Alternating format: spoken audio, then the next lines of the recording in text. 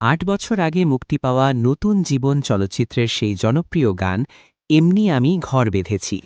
পলক ব্যানার্জির কণ্ঠে একসময় গ্রাম বাংলার মানুষের হৃদয়ে জায়গা করে নেওয়া সেই গানটি এবার নতুন আঙ্গিকে সামাজিক যোগাযোগ মাধ্যমে আলোচনার ঝড় তুলেছে।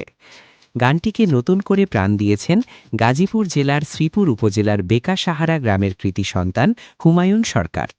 সম্প্রতি রিয়েল সুপারস্টার ফেসবুক পেজে গানটির একটি মিউজিক ভিডিও প্রকাশিত হয়েছে। তবে এই ভিডিওটি সাধারণ মিউজিক ভিডিওর চেয়ে একটু আলাদা। এতে কোনো পেশাদার মডেল নয়, বরং হুমায়ুন সরকারকে দেখা গেছে তার নিজের স্ত্রী ও সন্তানকে নিয়ে। ভিডিওটিতে ফুটে উঠেছে এক নিটল সুখী পরিবারের প্রতিচ্ছবি। গানের কথার সাথে মিল রেখে তিনি বোঝাতে চেয়েছেন যে শত ব্যস্ততা আর সমাজসেবার মাঝেও পরিবারকে সময় দেওয়া এবং আপনজনদের আগলে রাখাই প্রকৃত সার্থকতা। হুমায়ুন সরকার এলাকায় মূলত একজন মানবিক মানুষ হিসেবে পরিচিত।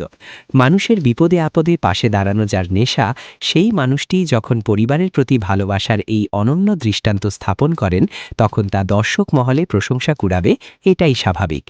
হুমায়ুন সরকার বলেন, মানুষ হিসেবে আমাদের প্রথম দায়িত্ব পরিবারের প্রতি, তারপর সমাজের প্রতি।